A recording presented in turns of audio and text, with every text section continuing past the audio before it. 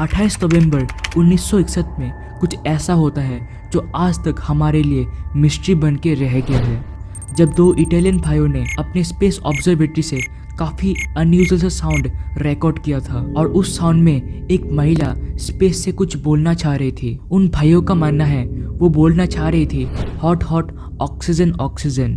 पहले तो उनको लगा कि ये कोई एयरक्राफ्ट इमरजेंसी है। नासा और अन्य स्पेस एजेंसीज को इसके बारे में इन्फॉर्म कर दिया, लेकिन झटका तो तब लगता है जब नासा और अन्य स्पेस एजेंसीज बोलते हैं कि 1961 में हम लोगों ने किसी भी ओमेन एस्ट्रोनॉमर को स्पेस में भेजा ही नहीं था। तो भला ये आवाज़ किसका था? ये आज तक एक मिस्ट्री बन के रह गया है और ये है उस महिला का रियल रिकॉर्डिंग जो स्पेस से आ रहा था। Будет 40 минут.